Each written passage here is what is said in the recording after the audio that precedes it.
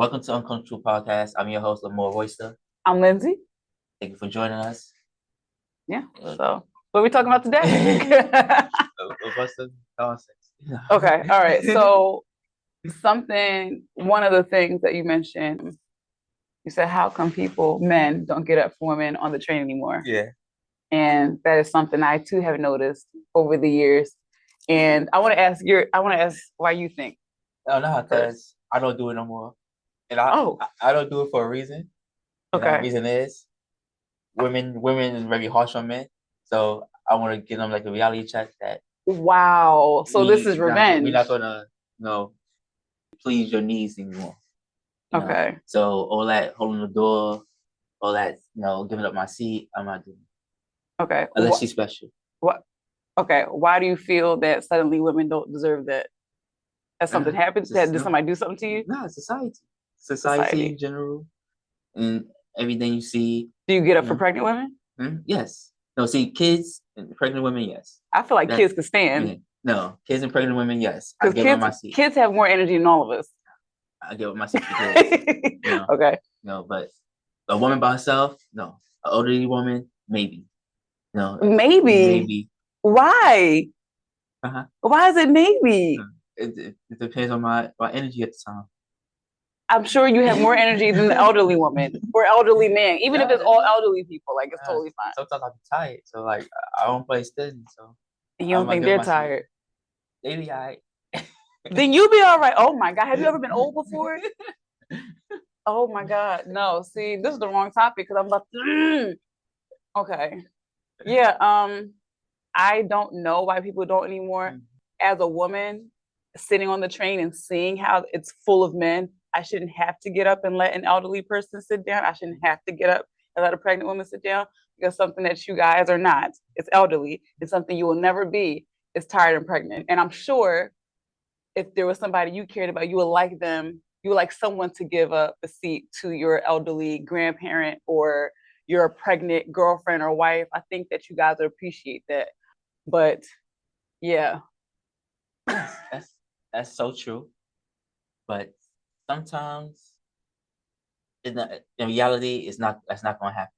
Because a lot of us men, like we seen how women treat us and treat other people. So we assume that all women are like this. So we want to teach all of them the lesson. So that's not healthy. You know that, right? Yes, it is. That's healthy? Yes. So because somebody treated me this way, I have to treat all of them the same way? Nah, it's just... that's how people feel about Black people, right? Nah, it's just... Because one Black person robbed me, I got to treat them all like criminals. Nah, it's like this. I'm not getting my seat. Okay. Unless she got a kid with her. She got a kid with her. Is she pregnant? Yes. She by herself? No. Okay, no, that's fine. Like that, fine. I'll let that one rock. Chivalry is dead. We know that. Y'all killed it. But what I was gonna say is, elderly people who are injured, we should be getting up for them. On a bus, yes. On a train, no. What the hell is the difference? But look, it's also on a train now. It's yellow seats. These yellow seats are for the elderly. And then when they're all used up, because everybody is elderly. Those people should get up from those seats. No, but when they're all filled up by people who are elderly. But like, what do we have? 10 elderly people. That's like 6 of those seats. But that's not my fault. That's MTA fault. Give them a whole section, MTA. Give them a whole row. I think so. To answer your question, why people don't do that anymore, I think people are very self-centered. I am so sorry to say, but I keep it real with you. I think you sound very self-centered and rude and inconsiderate. And that's it. But we still cool though, right? Okay, all right, cool. But yeah, I think people are really only thinking about themselves because I know there's definitely been times where I have been like, not, like I told you I had physical therapy today. I had a knee injury. It would be nice if somebody, I mean, most of the time I'm fine, but it would be nice if some of those days somebody was just like, hey, you want to sit? There was definitely one time where I gave blood and forgot that I didn't eat. And I almost passed out in the train. And I had to ask a teenage boy who was bigger than me, because all the teenagers are bigger than us. This was besides the point. But I had to actively ask him, can I please sit? Because I did not want to end up unconscious on the train floor. But he definitely, in the way he said, yeah, it looked like he was expecting me to ask. So I'm like, you see me over here wobbling. I'm like, I'm the color of a ghost. And so I just feel like, but if it was somebody, and I also saw a teenage boy recently. I missed the actual passing out. I saw him getting up. Somebody held him up. Nobody offered him. I was standing, so I couldn't offer him anything. But nobody offered him a seat afterwards. And I'm like, he just literally lost consciousness for a quick second on the train, and nobody wants to offer him a seat. So I don't think it's just should be women. I think anybody in need should be offered a seat. I do think that it can be either gender. I think it's frustrating because we mostly see, when I see people offer seats, it's mostly women, and we'll offer it to elderly men, we'll offer it to other pregnant women. It's like we're the more nurturing group. And yes, there are a lot of people, women who are bad, but there's also a lot of men who are bad, because I've definitely seen men rushing for a seat, knocking old people out of the way. I see that too. That is insane. I see that too, yeah. So I'm like, well, if that's the case, like, then that means I've seen a lot of men do bad things. And I shouldn't offer any of the elderly people spots. Like, I just feel like, like we should be a little, as a society, if more of us become more self-aware of what we're doing and a little bit more empathetic towards other people, then, this world will get better. There's always going to be bad people, of course, and rude people, both men and women. But yeah, so that's that. Because you always be coming at us. Yes. See, we don't be we don't. Yeah, y'all.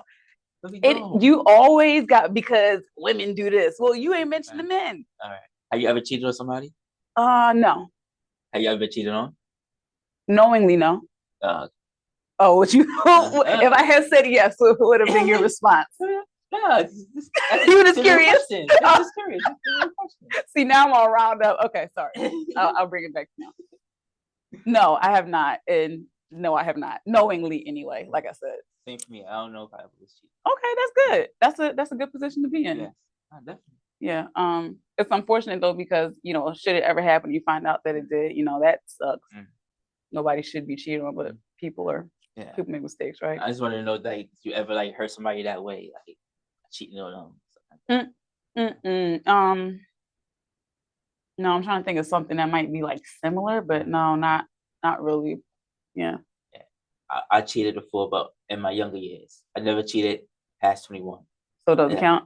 I don't think it count. I was a kid. I think you don't think it count? If I'm a 16-year-old kid doing stuff, that don't count. No, it counts. You did it. No, it don't count. But what about the people that didn't do it at 16? But it only exists because I was telling to say it out loud. Excuse me? And this is boy math? Is that what that is? No, if it was before 16, it doesn't count. But I guarantee you, if a woman slept with 5 men before she was 16, you'd count all those bodies. No. Yes, you would. No. You wouldn't. No. It was a lie. Only college enough. She slept with 10 guys before college. You're not gonna count that? Nah. 100 guys before college. She was a kid. She was a kid and confused. Right. Okay. But and confused. Now why was she confused? Because she's with mad different dudes. Why is that confusing? Why is that confusing? That shows that she made a choice. I mean, that shows that she's very promiscuous, and it means that she's some kind of trauma must have happened. Oh my God! To make her. So why does trauma make you want to? Why does having sex with a lot of people mean you had trauma? But it doesn't for men. But it doesn't for men, because y'all be messing around at 14. So it's different for men. We are predisposed to it. No, that's not a fact. Yes, it is. That's not a fact. We are all sexual beings. If a kid don't know what porn is or sex is or anything like that, they won't think about it. That's not true. Yes, it is true. That is literally not true. That is exactly why. Where did you get this? That is not scientific. But it's not. Because it's not. You are a perfect example. There are families who try not to tell their kids about sex before a certain age. And you know what happens to those kids? They're often very confused by the time they get to a certain age, because they're trying to figure out why their body is having all these feelings, because they were never told that that's normal and that's natural. They often have very weird, I would like to use a better word, but a more professional word, but they also have unhealthy sexual experiences and education because they didn't get the education. Just because you weren't told about it doesn't mean that your balls haven't dropped. Just because you weren't told about it doesn't mean that you have feelings towards another individual, and now you think you're crazy because you have no idea what's happening. So that's why it's not true. No. That happens, I remember not wanting to have sex. Mhm. And I remember I asked around, I asked older people like, yo, this is such a, I lost my virginity to an older woman. Mhm. But like, Were you underage and she was older? Like yes. so She you were was- under 18 and she was over 18. Yes. Okay. Yes. Why did that matter? Because that, It's statutory rape. I don't even know if it was statutory, but it was rape. I don't know what the age was, but that was trauma. It was trauma. She had no wall. I talked about it in one of the videos. That has nothing to do with it. Yes, it had a lot to do with Okay. it. It was trauma. Like I was traumatized over that. Like, Okay. I don't think that it's not. I want to have a fruitful conversation, but I also don't want to dig too deep into your personal stuff, especially as a non-professional on a podcast.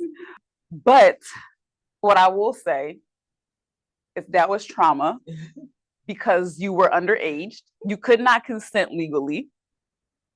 And that's for you to deal with. But it's just interesting how you're talking about how the girl who assumingly had sex with 100 other 16-year-olds when she was 16, she experienced trauma, but you don't acknowledge yours. And that again is boy mad. I said it was trauma. No, you didn't say for the right reason though. Because whether her walls were loose or not, the reality is that was sexual assault. But that's fine. That's fine. Well, it's not fine, but the good thing that happened out of that is it opened up doors. Like, was she rich? No. After having sex, it comes naturally after that. Like it just, sex was natural after that. It came after one another. Before it was like it wasn't existent, but as soon as it happened, okay. So that was the good thing that came out of it. That's good. Okay, all right. So that was that. I'm trying to think of a less awkward conversation topic. Okay. How about this one? How about this? Do you agree, right? Oh god, I'm scared. Good fathers find bad baby mothers, and good mothers find bad baby fathers.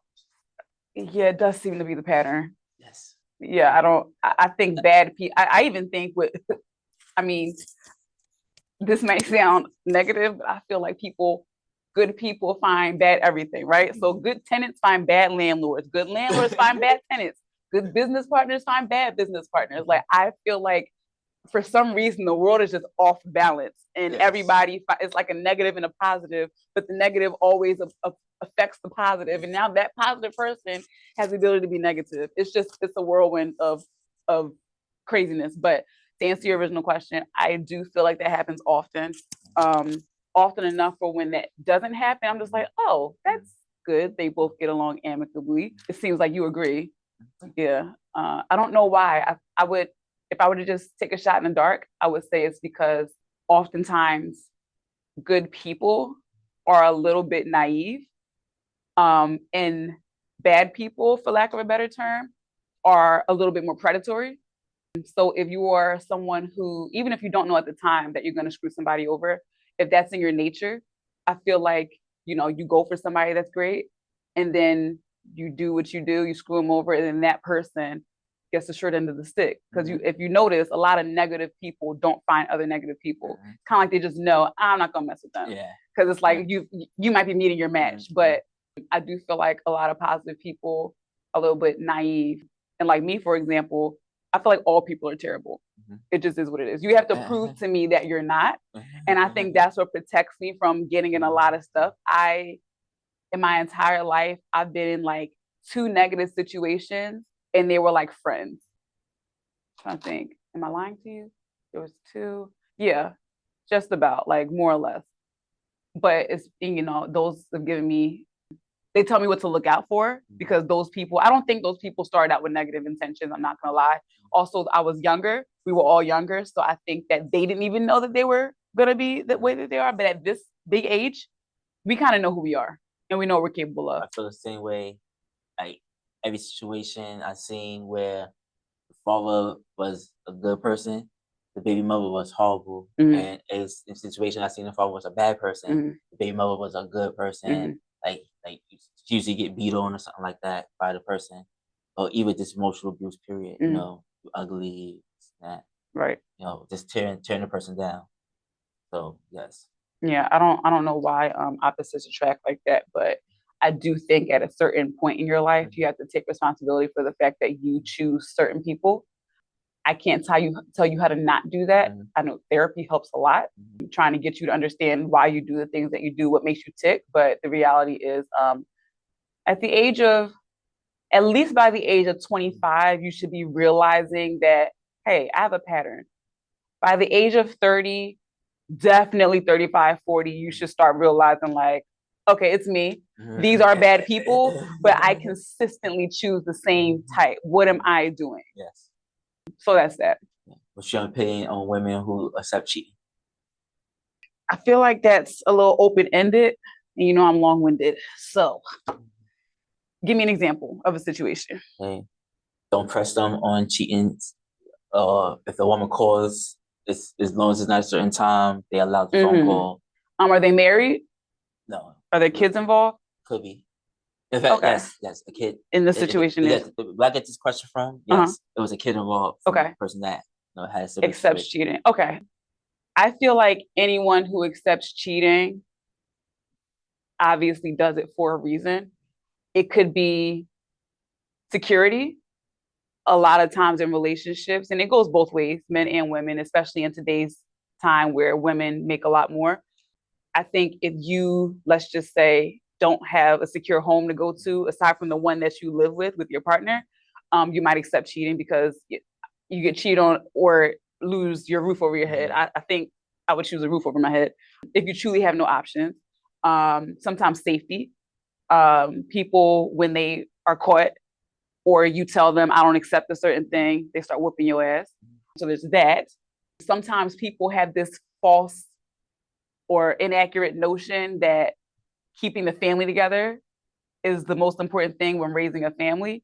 So I accept the cheating because I want my son or my child to grow up in a family with both parents.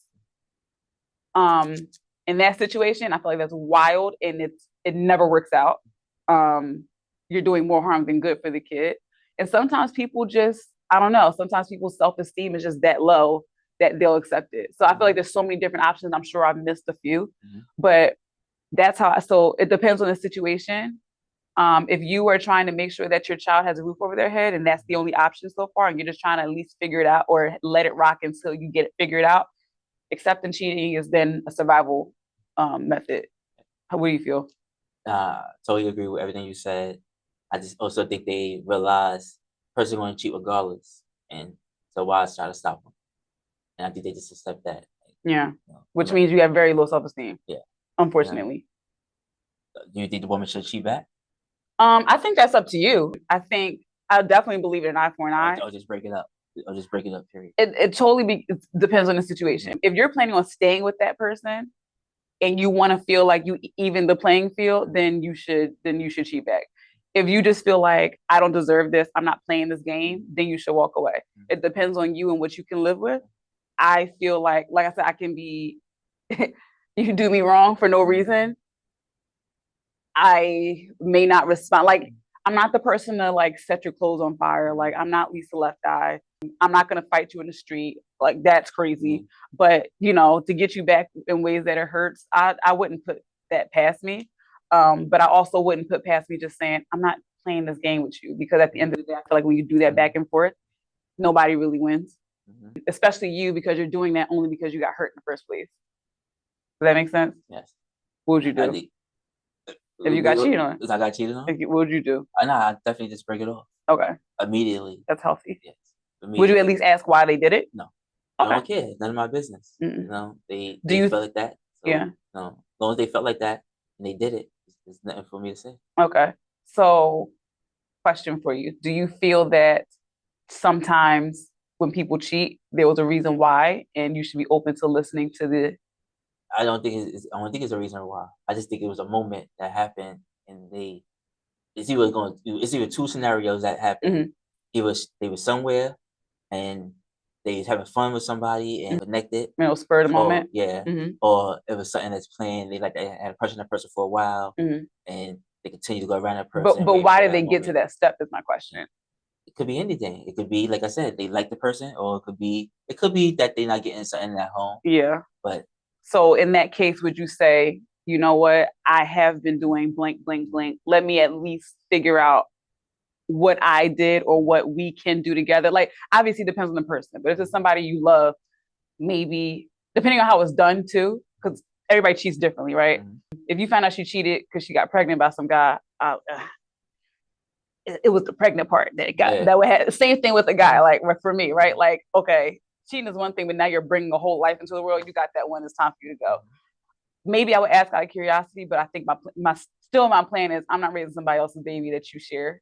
So that's a piece out on that one. But I feel like sometimes when people cheat, it's not sometimes, not all the time, not even most of the time, but I feel like a nice portion of the time it's something that the other person maybe could look into for themselves if you're actually committed in the relationship. And if you feel like, nah, that's still a violation, then that's totally fine. But I just know we're not perfect in relationships. So I'm just saying, you know, as a guy, because I know y'all be quick to be like, no, absolutely not. But y'all be the ones sometimes lacking in the relationship, and we feel the need to go elsewhere. Yeah, but I think it'd be dumb reasons though. Like, okay, like for example, I was working at adult daycare, and it was this short Spanish girl. She had to be like 4'11", you know, 5 That's feet, short, yeah, or 5 feet, you know. You know, she's like something of Telemundo, right?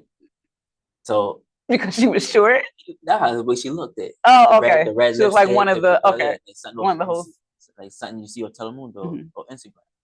So like she was on me, and I say on me, she was on me, but her boyfriend worked there too, and we was mad cool. We tried to sneak into like Kanye had a concert in Central Park. We tried to sneak inside there and got caught by security. And you and the guy, okay, you know, so like we was mad cool. But it's like she was on me, and she had a dream about me, and she told the whole job. So me hanging out with him and stuff like that, I'm like, yo, homie, like homegirl want me to, you know, hit it and such a. And they both quit their job, and he never spoke to me ever again. Last thing I got from him was a text message saying, "Thank you for telling me." He said, "We good, this and that, you know, but I just need my space." Something like that, you know. And I see him years later at a week, you know. Other than that, like telling somebody that their girl is going to cheat will break friendships up. That's fair. And women that cheat, like in that situation, she wanted to cheat on him because he wouldn't do oral sex on her, and that's the reason why she wanted to cheat. I think that's a dumb reason for her to want to cheat. Yeah, I think it was very immature. Yes. But I mean, we understand that was isolated. Like that's not usually the reason why people run around cheating.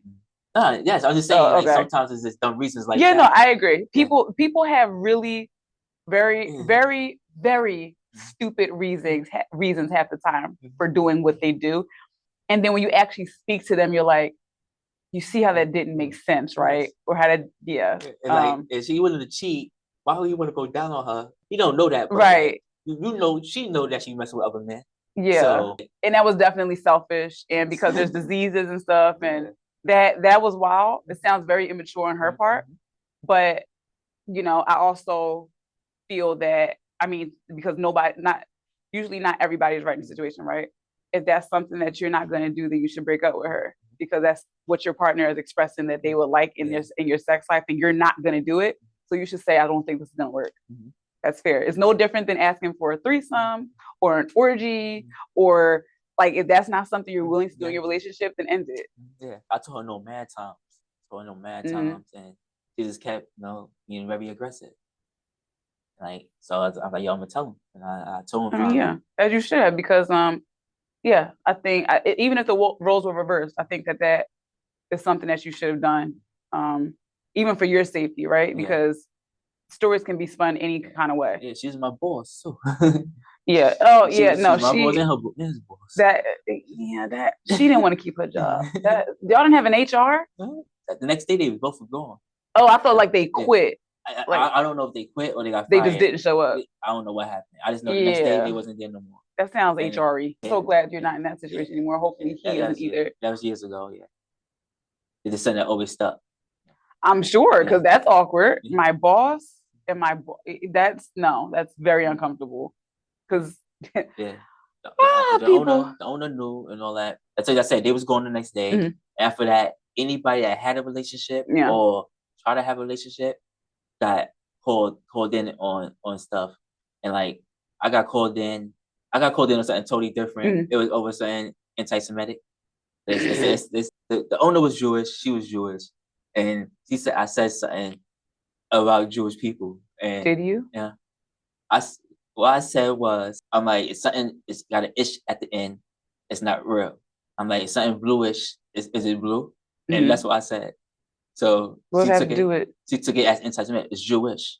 So anything with ish. Oh, that's it. Oh, sorry, Jewish, slow. I was like, yeah, blue-ish means a combination. Okay, I get what you. So you were making a joke. Yeah, they went to HR. Then it was another girl. She liked me too. She was also a manager, my manager, and she tried to get me to come to my house all the time. And I said no because her butt is square. So that I got. That's caught. Why you said no. Yes, she had to swear. That shit was mad. Wasn't rubbish. How old were you at the time? Probably like mid-20s, like 25. Okay, all right. Okay, I'm listening. Yeah, so like, so I got called in the office for that, But like, I'm like, yo, but like, she's flirting with me. Like, I said no because of butt square. Like, she reported me because of that. You didn't have to come at her physical appearance. You could have just said no, I'm okay. I got called in the office one time because I stopped speaking to a girl. Okay. And she told them it's because our relationship wasn't good that I started speaking to her, and she wanted me to start speaking to her again. So they called me in the office to start speaking to her again. Did that make any sense? I think for some reason I feel like you're not giving me all the details. No, that's what happened. No, that's everything that happened. We was cool and all that, no flirtatious, and stuff like that. And then it was awkward because like I realized any dude I was a new guy, so any new guy, she was very flirtatious. His like hands on. So I noticed that I don't like stuff like that. So I'm like, okay, we cool, but like any like physical, like, I'm good. She didn't like that. So she asked them. She said because I was still cool. I say hi to her and all that. I just wasn't doing nothing extra, hanging out with her. If like say at that time like it's like keys, so she could be on one part of the like she could be on the east side. I could be on the west side. She could call me like, yo, I need such a key. Can you bring it to me? Okay. And I was like, I said no to her. I'm like, no. I was like, you come to the office though and pick it up though, because I'm not walking all the way down there or taking the bus down there. Was that within the parameters of your job description? Yes. I could either do it or not, and I didn't want to do it. So. Okay. I didn't want to do it, and so she's saying all that is because our relationship went south. That I'm like, yo, I still speak to you. I said that I'm just professional. I'm like, I noticed. Like I said, how I get called in the office because I'm professional towards her. Like it's just like, no, it's not that. It's not, It didn't make sense to me. I'm like, you want me to speak to her more frequently? Like, were they saying that? I guess the implication was that you would have done it if you guys were still cool. Yeah, but we was still cool. I just was professional. I wasn't doing like nothing to please her or nothing like that. Like I said, I don't get off my seat no more to please women, like, because they feel like they should have a seat. Or men should get up for their seat. It's the say that you use that bothers me. Okay, I'm going to ask you a controversial question. Do you have an issue with women? No, it's a pronoun. They is a pronoun. It is. It is a pronoun for plural. Yes, for 100%. We all went to school. Do you have an issue with women? No. Okay. Why do you say no? I love women. Okay. You mean you love to have sex with them? No, I love women. Okay. So what do you? No, I'm getting this uncomfortable truth. Okay. So why do you feel you love women? Like for example, this next question. How about that? We gonna go over the next. All right, question? Well, we'll come back if this doesn't, because you're not getting out of this. All right. Okay. Last time you mentioned Coi Ray, right? Who? Coi Ray? Coi Ray. Yeah. Coi Ray. That's her name. You Benzino's daughter? Yeah. Okay. Sure. Yeah, you mentioned her and how she was being body shamed. Oh, right? I did? Yes. I don't remember half the stuff I say. Okay. All right. Continue. All right. Because she's being body shamed. And my question is, do you feel male insecure and have problems with their own sexuality? And this is why they feel like she look like a boy. Do I feel men are insecure and that's why they have an issue with her body? Yes, they got their own sexuality problems. No, I don't think it's sexual. personally, I don't think that it's a sexuality thing. I think that men of today's generation have an ideal body type, and that goes along with every generation. This one right now just is extremely far away from where hers is. But there was a point in time where she was the ideal body type. Yeah, but you don't think it's a double standard because Zendaya got the same type of body. Zendaya has a little bit more, not much, but she does have more than Coi Ray. I will say that because Cassie has more than both of them. Now when she first came out, you see that music video? But she was also like, when she first came out, she was like 16, I think. Okay. I think definitely double check. But I think she was under, like, these women, Coi Ray and Zendaya, are in their mid-20s at least. I think Zendaya might be like 24. But yeah.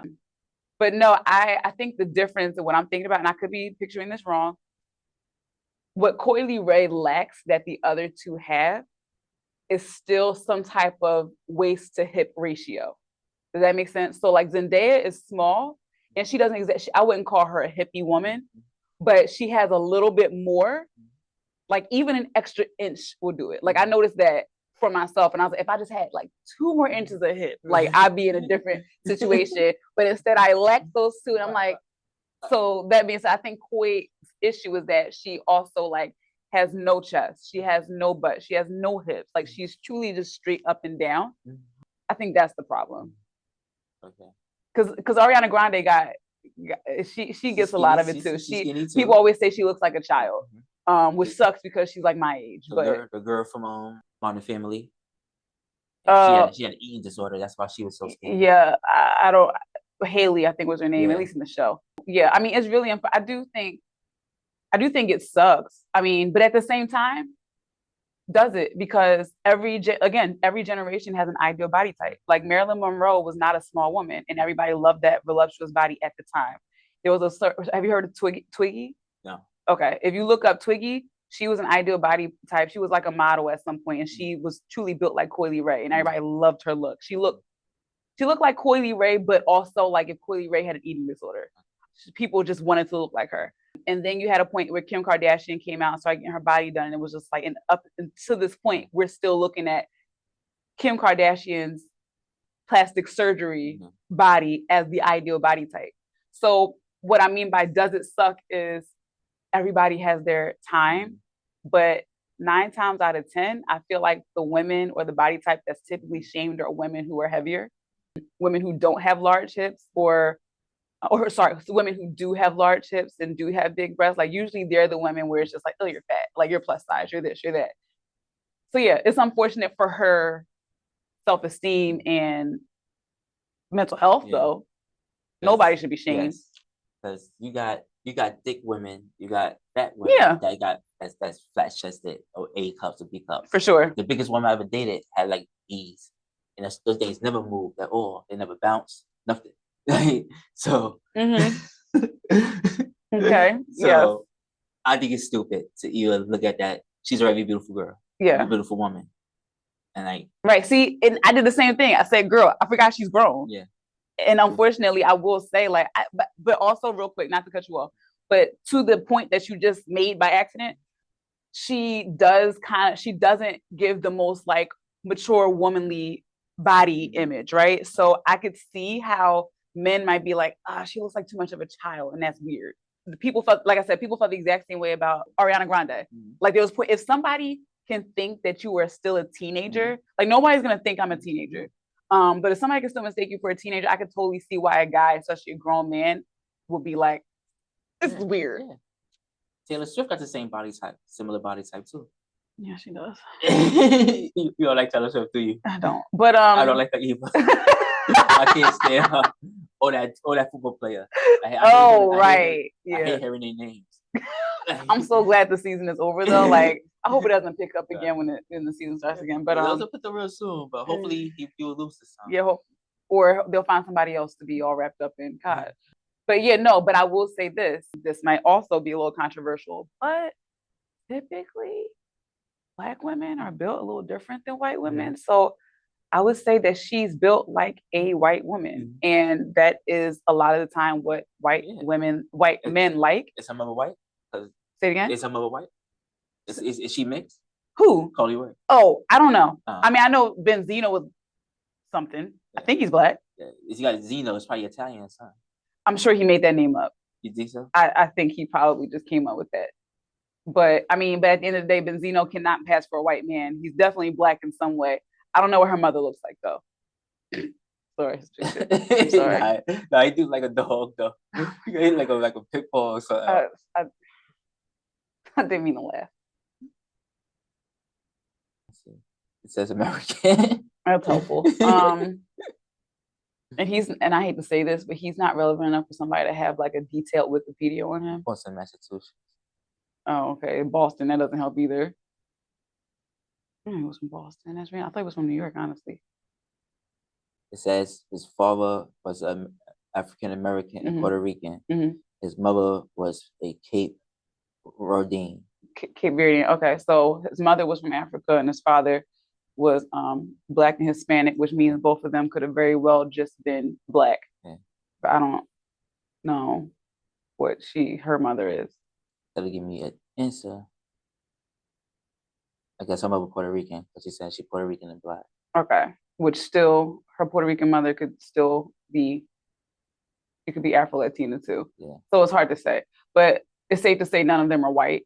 The Cape Verdean mom could be white. There's blend of African, European, and Latin. Okay. Yeah, that still doesn't help because, I mean, I think all of us are mixed with that same combination. Yes. Yes. If you're American especially, I feel like we all have a little bit of black, white, Latino. So do that answer your question? About what? Do I got a problem with women? No, absolutely not. It had nothing to do with women. You asked about Coi Ray. Yes, but I also took up for her. So, I don't mean I don't mean shit. Because you take up for a person doesn't mean there's racist white people that might actually stick up for a black person once in their life. Does that make them like black people? Absolutely not. All right. So no, I do not have a problem. Yes. I think women are beautiful. I love them. I just think that there's a gap right now. Okay. And they're not trying to close the gap. Who's they? Women that's putting it out there, that's showing the agenda. Like, for example, women that goes on these podcasts and say the craziest things in the world. Okay, but you do see the men saying the crazy things as well, right? Because the women say the crazy things. No. See, and that's why I asked, do you like women? Because why is it automatically, at the end of the day, this is what I will say. Everyone is damaged. Remember, I said everyone is terrible. Everyone is damaged, and damaged people damage other people. So why are you saying the women say crazy things, and that's the only reason the men say crazy things first? Because they defend themselves. That's every situation. I watch these things. No, some of them are jerks. Like it's half and half. I have noticed. Yes, some of them are jerks. You could be like Charles and White could be a jerk. You know, and I see him be a jerk. I seen a video earlier. I just don't remember the context of the video. Okay, but it was crazy. Like he was arguing with an OnlyFans model. Okay, and about his daughter or something like that. And he's like, he said, I buy my daughter stuff. He said my daughter would never go ask for a man to buy her a car or buy her this. He's like, you ask men to buy you things. Like he said, my daughter would never do that. He's like, because you didn't have a father figure. She's like, I know my father and all that. You know, stuff like that. Snitching. No, I got my clout coming online talking. I got my clout. If I got my clout, I'm clapping my natural ass. You ain't got no clout. And you got your clout. You ain't got no clout. You standing in line on 20 versus 1. In the streets, when you snitch, you ain't no real nigga. I ain't no real nigga. I'm a father who's never been to jail on his kids. You snitching. You a snitch on your own kids. I'm not. I will. You goddamn right. I will. Exactly. You goddamn right. I snitch on my own son, but I ain't gonna show my pussy hole or my asshole or my dick hole to get no money. And I hope my daughter don't either, because she graduated this year at 15 and her daddy bought her a car. She ain't got to go finesse no man for it. Daddy been here since day one.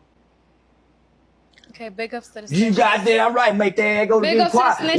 We go, yeah, big up to the fathers and girls that got to show they pussy hole to try to get some money on OnlyFans. Big up to you hoes. Big up to you fatherless bitches that probably been molested and fucked in the ass by one of them perverted uncles. That's why you so sexual. That's why you so promiscuous. So they're just going back and forth. But he could be a jerk, you know. Kind of like it. Yeah, no.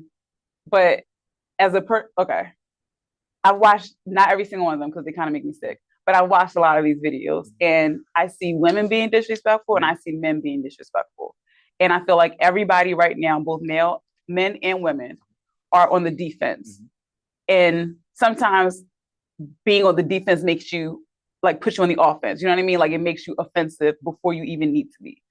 So that's why I'm saying like that's why I ask. I'm like, do you have an issue with women? Because it's automatically, well, because they said something first, or they don't want to close the gap. And it's just like this gap in life was created by men.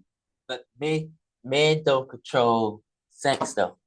Everyone controls sex. Unless you are a rapist, you don't control. Why do you think that? Because I have to consent in order for you to have sex, but you have to consent as well. So how does that mean I control it? That doesn't make logical sense. A man can act 100 women can we have sex? And 9 out of 10, 90% of them are gonna say no. Why do you say 90%? Have you done this math? I say, I'm gonna talk to 200 women a day and see who actually give me phone number. Okay. Who actually go to date with. Before you finish, is it a possibility that these women just weren't attracted to you? No, that's what I'm trying to say. Okay. All right. That's what I'm trying to say. Okay. And aren't you not attracted? Didn't you not want to sleep with that girl because her butt was shaped a certain way? Yes. But listen. Okay, I'm listening. I'm sorry. I'm listening. Apologies. You said you did an algorithm. You talked to 200 women a day. Yes. I'm trying to figure out where the hell you found these women. I don't see 200 women a day. Just walking down the street like, hey, how you doing? See where someone stop. Which one actually I get the number. So out of those 200 women a day, right? I'll probably get 10 phone numbers. Okay. Out of those 10 phone numbers, I probably go on 4 or 5 dates. Okay. Like 4 or 5 of them. Okay. Okay. I'll probably only sleep with either 2 or 3 of them. Okay. And this is how that went. You know, until I got better at it. The odds that a woman could walk up to a guy. That's not true. Could be like, yo, you want to smash? That's if a guy nasty enough, he was gonna do it. Same thing with women. If anybody is nasty enough, they'll say, people will say yes to a homeless person that hasn't washed in weeks. That's just women not doing that. There are women, I'm sorry, this world is very vast. There's a lot of women that would do a lot of things. There's a lot of men who have done some questionable things. We don't talk about it because why would you yell out that you slept with a homeless guy? But the reality is people do that. Thank God I don't know them because that would be weird. Not that homeless people don't deserve sex, but you get what I'm saying. It's more of the shower thing for me. But my point is the statement that women control sex is literally non-factual because both people have to consent. If I controlled sex, that means that no matter what, I would make you have sex with me. And that's not how this works. It's easier for you to get a guy to have sex with you than a man to have sex with a woman. Why do you feel that way? It's a fact. Why is that a fact? Have you lived this entire life? I'm curious as to how many women you've actually spoken to, because the reality is, even in my group of friends, we all have different answers. Like they're like, it's just, that's not how now, do I agree that y'all have lower standards for sex? Absolutely. That maybe, and that's your problem, not ours. That's my point. So you're admitting you have low standards as a species. Men got low standards. There are men that would have sex with an ugly woman. There's a man out there that has sex with a fat woman. I knew a guy that liked them 500 pounds. Like literally, he wanted them to be huge, like huge. And that's what's his type. He didn't want to see nothing else. Nothing else. Now that was crazy. Like the women that he used to bring around, like, oh my goodness. It's just like guys got low standards. Yes, this is why. And there's a lot of, but we also talked about women with low self-esteem, and even if they have high self-esteem, some people just don't give a shit. Some men and women really do feel like sex is just sex. But women do it for different reasons. Like a woman can have 3 guys, right? She get the guy that's gonna give her money. See, and that's where do you get this from? It's a fact. No, where do you get these facts from? Because no scientist has looked into this, so it's not a fact. Where have you gotten this from? Society. Which society? Because which society in New York on your block? Society like society you live in. Okay, is it fair to say that you have not lived in every environment and been around every woman? That's none of your business. Okay, but because that doesn't actually answer any question. I would answer it if it was relevant. But since it's irrelevant, Right. I just had a rebuttal, like, how often you turn down a guy? So here's the thing. I genuinely feel like men are afraid of me. I do. Now, I have been told that, because if you ask me, I'm like, nobody talks to me. Like, no, I'll walk down the street, be completely unbothered most of the time. Sometimes it gets a little creepy because I'm just like, okay. But most of the time, I'm totally fine. But I've been told that when I'm with other people, they're like, how did you not see that person staring in your face? Like, how do you not feel their eyes on you? And I'm just like, so for me, you had to be very obvious. Now I notice when I go home to Philly, for some reason, everybody in Philly wants to talk to me. I turn them down because, well, they're not my type, which is what we all do. I don't like men with kids. A lot of people have kids. You don't like men with kids? No. Why? I don't like kids. So but that would mean you got to be around the kids, though. How am I going to be with somebody and not be around their kids? You know, because like, if you especially if the person don't live with the kids. No, that's not. So first of all, as a person who is not shitty, if you have kids, I want you to be around your kids. That's important for your kids. I believe in that, which means since I don't like them, I shouldn't be around you. Is it a certain age? I don't like kids. But like, say the kids is in college or something like that. That's not a kid. That's a grown person. All right, so all right. But that's also weird. Like, why? Also, at my age, how many people have 18-year-old kids? Like, if I date a 30-year-old man, why is your kid 18? I'm 36, and my kids is going to college. You're 36. So I'm saying if I date someone my age that is 30, how you got an 18-year-old kid? It's only 6 years different. It's only 6 years different, so it's the same thing. No, it's not the same thing. 6 years is a lot. 6 years is the difference between middle school and high school. That's awkward. Yo, okay. So what I'm saying is, if I date a 30-year-old man that is my exact age, why would you have an 18-year-old kid? That already is a cutoff for me. I mean, he had a kid at 15 or something. Yeah, no, I'm okay. I was 18. Okay, that's so no. It's a preference. I don't like children. I'm not even sure if I should have my own because I don't know if I like them. This is why I don't tell women I got kids. So just in case that happens. Why? Why would you lie to somebody? Yeah. I won't lie. I just won't bring it up. That's lying. That's lying by omission. Yeah. I just won't bring it up. So why would you want to get with somebody and trick them into thinking you don't have kids because you never mentioned them? I just never mentioned it. That's it. But why? What do you get out of that? But why would you want to date someone that doesn't like kids and doesn't want to be around your children? That's not fair to your children.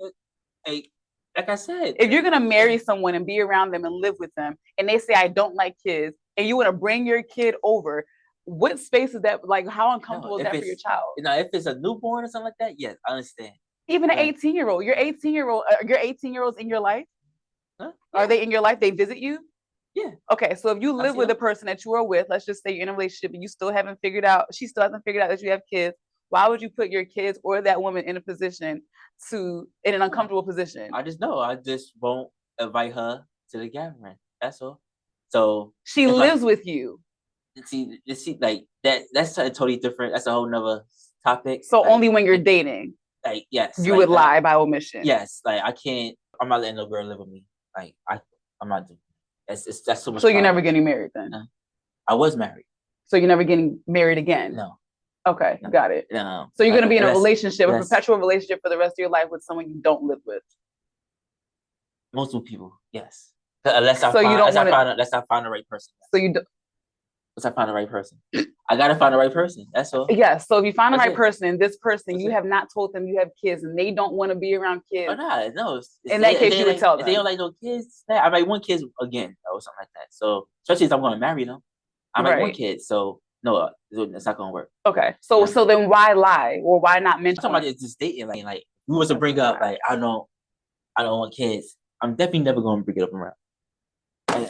Why would you not give me that choice? Is what I'm saying. Why would you not? Why would you take that? Say you don't like kids. No, what I'm saying is, but no, I'm saying you should lead with that. You should not hey, what's your name? I have kids. That's weird.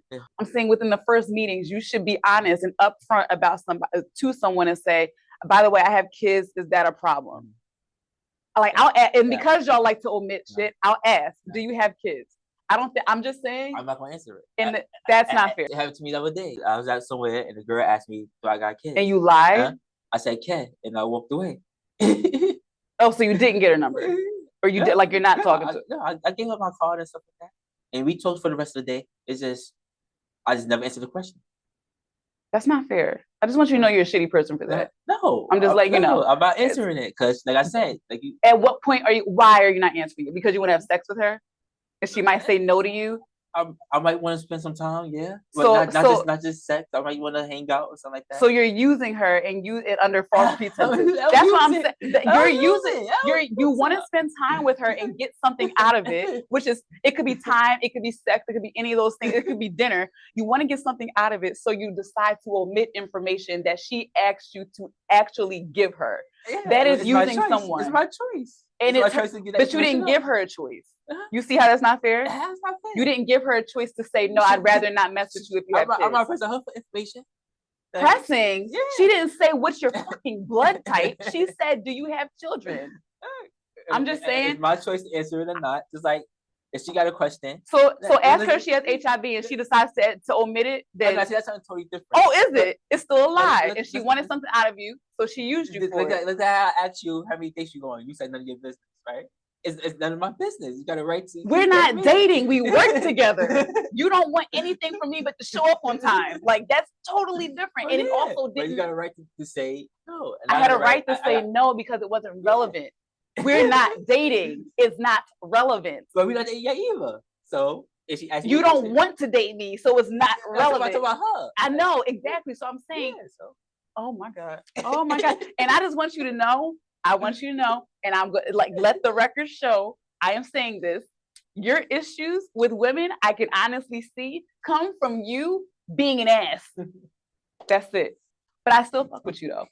We still cool, right? Uncomfortable truth. Yeah. Okay. All right.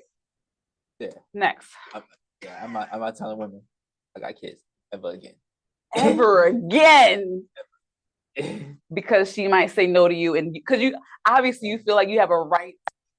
You have rights privacy? to her. No, not your privacy. That's not privacy. It is privacy. If you were trying to be intimate with someone, you have totally just acknowledged that privacy is not a thing at that point. Now, if we are working together, or this is, well, I think that's the only, other than family, obviously you wouldn't lie to your family, but if the only other relationship is friendship, which in that case, why would you lie about that? That's weird. But if you're trying to be intimate with someone, if she's seeing you naked, there's no privacy. So what do you mean you want your privacy? You can't have it both ways, sir. Why I can't have it both ways? And therein lies the problem. It's private. Like, men it's like want everything. That's why I just use the conversation about how many times you went on dates as an example, because you said no and I left it alone. Like, she should leave it alone. Once I didn't answer. But why are you comparing our work relationship to somebody you went to sleep with? Apples and oranges. It's not like I went on 3-4 dates with the woman. And then when were you gonna finally tell her? No, I'm talking about it's the first time I'm meeting this woman, and she says, I don't know what we was talking about. We was around about 4 or 5 other women. She actually did have kids. So that wasn't a date then? No, I'm not talking about a date. I was at the place of a day. Okay. And a woman asked me, okay, do I have kids? Okay. And I said I didn't answer the question. So at what point, if you date, will you be telling her? No, if I was to date her. Like, first date, second date, third date, marriage. When are you gonna tell her? When are you gonna finally tell her the truth?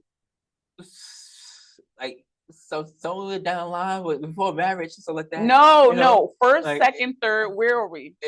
If we moving in or something like that. If we moving in, that's foul. If she did the same thing to you, how would you feel? It's none of my business. It's none of your business that she has kids. No, it's none of my business. Like she may not want me to be around her kids, and that's cool. Oh my God, it's a lot. You messing with me. It's a lot of women. It's a lot of women I dated and I hung out with and I spent time with, slept with. I didn't want to around my kids, and I would never been around my kids. But that doesn't mean you can't tell her. That's what I'm saying. I didn't say she had to be their stepmom. I'm saying as a person, and I will say, you are a perfect example. I'm glad you're putting this out there. You're a perfect example as to why women have trust issues. Listen, I'm just normal. I'm a normal guy, a regular guy. I didn't say you were abnormal. Right. I'm just a regular guy. Right. I just go with the flow. You got something that you want to talk about? I want to hit you. I don't want to get fired. No, so I don't even know if that would help. I would hit you if it would help. It's regular. Don't worry. It's just regular. No, It's regular. no, it's not regular. It's not It's regular. very It's extremely unhealthy. I saw you mentioned the Chris Brown and his $1,000 meet and greets. Yeah. Okay. I don't know if that was real. Yeah. I don't know the actual price. I don't know if it's 12. I don't know if it's 1,000, 12, 1,500. I talking about the story, but yeah, go ahead. Wait, the story?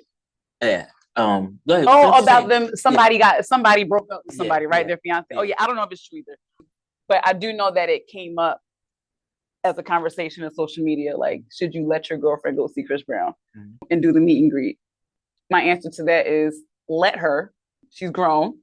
If her being with a celebrity or being around a celebrity that she actually doesn't have a chance with bothers you, then that's on you. Nah, she definitely got a chance, especially if she attractive. No. So all attractive women have a chance with Chris Brown. If he in the mood, yes. If he want them, yes, he can have them. Why do you say that? Because these women let these dudes do crazy things to them. What? Oh my God. Look at Kevin Gates, for example. No, he's nasty. What are you talking about? He's spitting a pregnant woman's mouth. Yeah, and she probably needs help. So that's different. Like I'm talking about a regular girl, right? I'm in a relationship. I go to Chris Brown. So, or I'm not even gonna use me because I don't even think I'm his type. I'm pretty sure he likes Blasian girls. Come on. But I'm not Chris Brown's type, honestly, because I genuinely do think he likes Blasian women, and I'm not passing for half black and half Asian. It's just not gonna happen. But no, I mean, that being said, back to the original question, do I think, or is it weird that he's doing these $1,000 meet and greets? I think it's great. Like, I think people didn't start doing it until he did. Like, meet and greets, I feel like back in the day were an actual meet and greet, and they stopped. And I get it, because people are crazy. Men and women are wild. Like, book signings are basically meet and greets. Yeah, this is true. But people violate. Like, I saw a video of Kendrick Lamar walking down the street during a video shoot. Somebody squeezed his cheeks. Like, now he laughed, but I'm like, why would you touch him? Yeah. Like, that's so people was around picking up people's girlfriends. Like, but they consented. Yeah, he's saving the relationship. Yeah. He's saving it. Like, wow, but why? What's wrong with that? Because I will say this: any partner I'm with, if you meet Meg Thee Stallion and she's letting you squeeze her behind, go for it. You're never gonna get her. Enjoy yourself. It's kind of like a fantasy. Like and that's totally fine as long as you're not acting on it. It's easier for a woman though than a guy.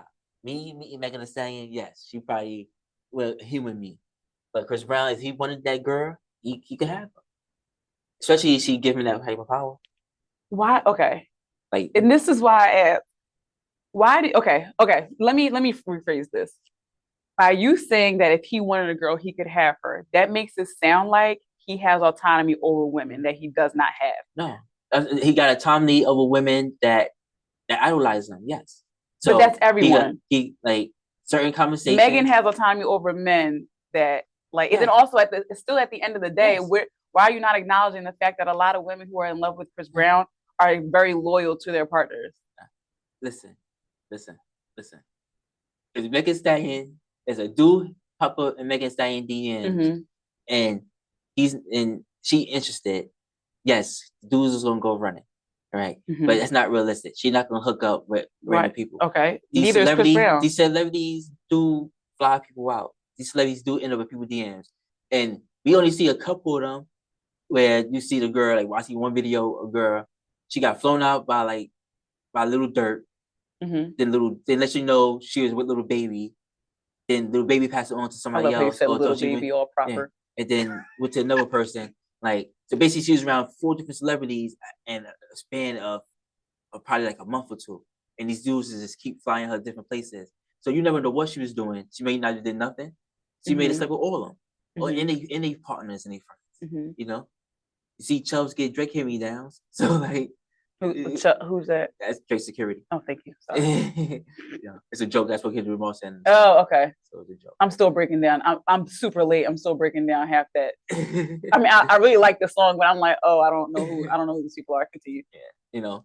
So that happens. Then you also see when women post when they not following up the celebrities, but you know. So like Drake came into a woman DMs and she put him on blast. Like, look, she said, I'm not answering this. I'm leaving it on red. You know, she left him on red. You know, and you see, Kanye got posted recently of a girl trying to fly a girl out. Kanye, and the girl's like, nah, I'm good. It's like it stinks. You know, he's like something about a music video or something like that. But you also know if that stuff real. It's social media. You know, if that stuff real. You know, so you see both sides. You know, as you just mentioned, Kevin A spitting in a pregnant girl mouth. Like sometimes these people got power. People be freaky, but that's not a power thing. I think she'd have done that with anybody she was attracted to. That's nasty. I could be with you and you're not spitting on my. Drake flew a girl, several women and their boyfriends out, and end up to like record a record with the girl, and he ended up sleeping with the girl. Okay, you know, breaking the relationship up. Okay, so it's just like these celebrities, if they want to, and the woman giving them the power, yes, they can sleep with almost anybody they want. Like Elon Musk, for example. Oh God, he just got hit with a sexual harassment not too long ago, and for accident to sleeping with his interns. He got caught sleeping with his interns, and he also was asking women at the places to have his baby. You got too much money for this dude. Too much money. You could pull up in a Ferrari and point, and a girl 9 or 10 is gonna get in the car. Why do you think that? Do you think so? It sounds to me like you think women are just like very loose.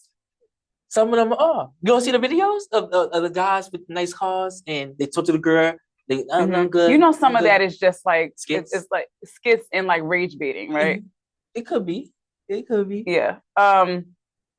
And then you also the reality is men are just like I think what bothers me is that when women are always assumed to just be promiscuous and really easy.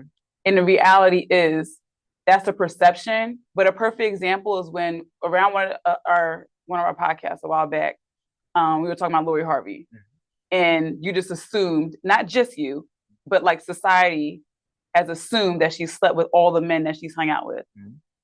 And I said, that's not fair. We don't know that. I have male friends that I've never slept with and don't plan on it. So why would you assume that I was sleeping with them? And I think it's just very unfortunate that society, and women do it to other women too, that society assumes that women are just so loose. And the reality is like, a lot of women are just living their lives. Like, why can't we have sex with who we want if we're single? Protect the sex. Why does that make us have trauma? Why does that make us confused? Why does that make us a problem? Meanwhile, men can. There's a lot of women and men who do not have an emotional connection to sex.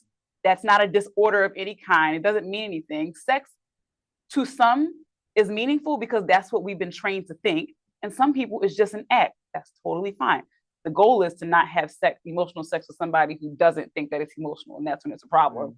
But I just think it bothers me that women are always assumed to just be so easy. If this guy wanted them, he could have them. Like, we're not property.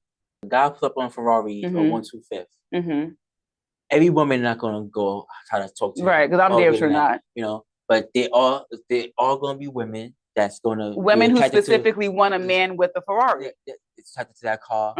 Attracted to whatever swag he has. Yes. You know, it's like some people just got money. Like you got this little skinny dude that got Instagram model, and he go on different podcasts, and people are like, she just using you. You're like, no, she not. This not. They using each other. They basically using each other. Well, if that's the agreement, yes, because he getting views because he with her. She getting money from him and views from him. People probably going to her OnlyFans. That sounds like a business arrangement to me, so that doesn't count. Yeah, you know, but I'm saying like some certain things could work out, but it's bad. It's bad. What's bad? It's bad. Society. Society is bad. I agree. I told you, I believe everyone is terrible until proven otherwise. I wouldn't say all that, but you don't think everybody has the capacity to do terrible things? No, everybody has the capacity to do terrible things. So yes, everybody's terrible. I don't think you should think of everybody being terrible and jump. So what I mean by that is, I don't walk into any situation assuming that that person would not do certain things if given the chance. Now, I think that's because society is like wild and you can't read minds. I think that's the safest assumption.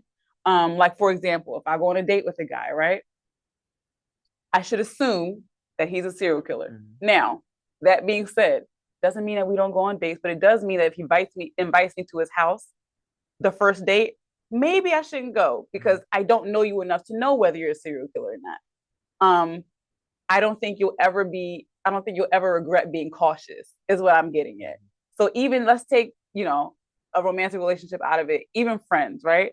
I believe that, you know, if I were to meet a new friend today, I should, you know, watch them. I don't think that we should suddenly be sharing, like, you know, I don't think that we need to go over each other's houses when we first meet. I don't think that, you know, I need to be staying over her house. I don't know you and you don't know me. And it's safe to say that even if that person isn't terrible, maybe someone who has access to them is terrible, right? Like there's been plenty of situations where people have gotten hurt by other people because the person that they were around was a target or something like that. Does that make sense? Yeah. So that's what I mean. So I assume, so I'm kind of exaggerating and simplifying it when I say everyone is terrible. What I mean is nobody deserves your automatic trust. That's it.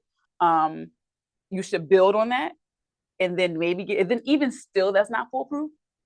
But if you just go into situations just trusting people, I think you're a little bit naive or just an idiot. Oh, you're so true about that. I just don't judge everybody as being a bad guy unless they, like you said, they gotta do something to make me like, okay, I don't like you. It happens a lot. It's a lot of people I don't like. You know, I go to a different job, like especially doing freelance, and like it's always somebody I don't like. Just don't say nothing to me, dude. This and that. Like, I'm not mad at that. I totally get it. But yeah, so that's all. Like, I mean, we talked about it. Even your family will do you dirty. So, and though that is one group of people that I think we are like, it's an innate thing to love them and trust them. So I'm like, if your family could do you dirty, what makes you think this random guy you just met at the coffee shop can't do the same, doesn't have access, or why would you assume he isn't willing to do the same thing? So that's all it is. I'm just very cautious with people.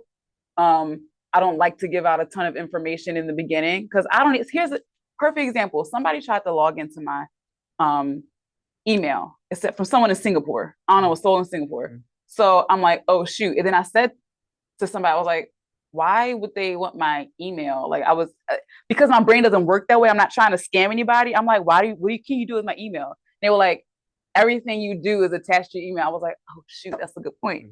So basically the point that I'm trying to make is I don't even think in terms of doing people dirty.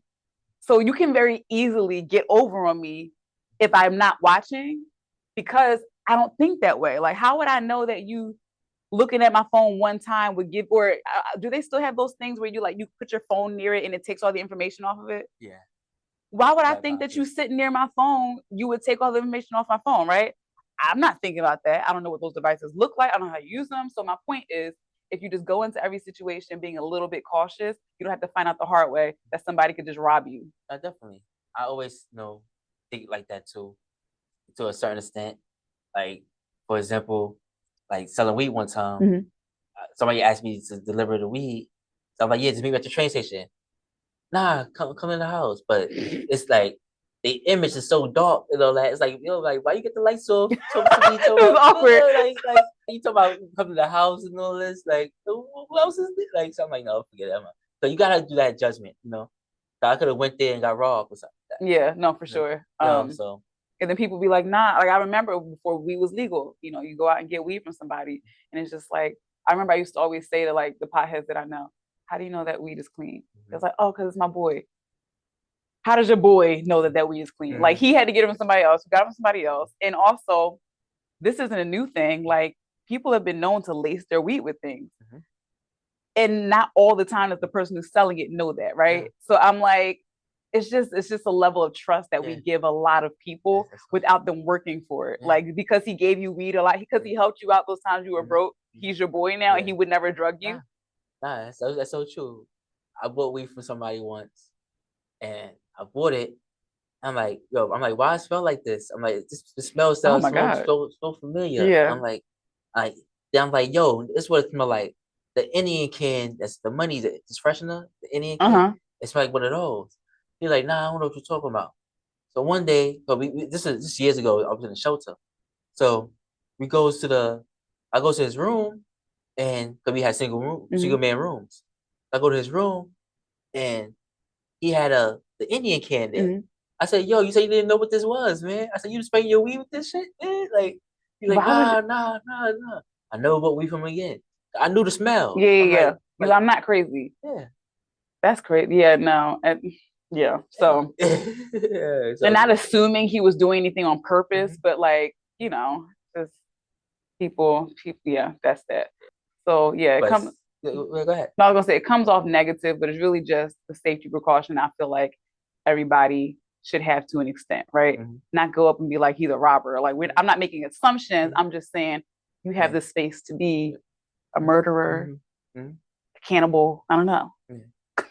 Back to the weed thing. Oh, sorry. It's not just the person selling it on the street, because dispensaries could be bad too. Like the story I found on there, it says Chinese pesticides used on weed farms are linked to nausea, memory loss, and even cancer. And it said research shows some of the most popular brands on California dispensary shelves is laced with that pesticide. So is this proof that government weed is bad too? I'm sure it's all bad. I mean, for sure. I mean, our fruit and vegetables are bad. You know, the soil that they grow in is bad. So I feel like at this point, it's fair game. Consume what you want. We're all going to die anyway. And if you're in America, it's probably going to be cancer of some kind. But no, I mean, they're producing for mass consumption, right? Like back in the day when weed was like something that you might like the hippies were doing, like here and there. It was pure, but that's back before they even started doing stuff to the ground, to the soil. So that being said, I wholeheartedly believe that anything that you consume from our supermarkets or our stores is a problem. It's just if weed is your thing, then that's your thing. Yeah, but you would think the dispensary weed would be better than the weed on the streets, but it's not even. It's the same thing basically. Yeah, it's the same. Not safe. Right. I mean, they might have certain things that it depends on what you mean by safe. Like if you get it from the store, it's probably not going to be laced with like synthetic weed or like fentanyl. No. I think that's a safe assumption. Rabbit food, yeah. What's that? Rabbit food, rabbits. Oh, fentanyl? That's what they call it? No, rabbit food look like weed sometimes. Oh my God, people do that? Yeah. Why? What does that do? A rapper got shot over it. Wait, what does that even do? No, he didn't have enough pounds to get a person, so he laced it with rabbit food. With food? Rabbit food. And the people found him he was doing a show in another state, and they found him and shot him up. Oh, wait. Oh my God, this keeps taking turns. But I mean, why would you shoot him up? Because I told you, the rapper dude, he sold somebody a couple pounds of weed. I get you. But why do you have to get shot?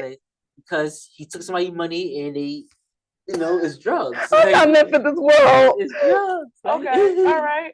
Let's see if I find that article about that rapper. So if I ever decide to sell weed, don't put rabbit food in it because I'm gonna get shot. Don't lace. Never do nothing like that. I've seen people use soap before to mimic crack. That's probably better though. That's better than the crack. Yeah. That won't kill you. No, that's wild. Okay. Good to know. I'm learning things. But yeah, at the dispensary, it's safe to say it won't have rabbit food or fentanyl or whatever else. But at the end of the day, I think again, it's gonna have something in it. The stuff off the street might have something else in it. So I'm gonna take my chances at the dispensary. So you do smoke weed? I don't. Oh, okay. Yeah, no, I tried it once. That's a lot. I tried it twice. One time it was after a breakup and I was like, I'm gonna just do whatever, right? So I got drunk and then my friend who was like a complete pothead, her and her now husband, I smoked it out of a bong and it was actually really hilarious what I remember of it. But yeah, so I got high that one time. I tried to smoke again a couple more times, but it hurts my throat. And I know that you have to try to get through it, but I don't want to get through it. It hurts. So if I do, it might be like once a year, but it's an edible. And the reason I stopped doing edibles, really, I haven't done it for like a year and some change now because it gave me a really bad headache and it just wasn't worth it. It was like a hangover, like times 10. And I'm like, oh my God, why is the room spinning?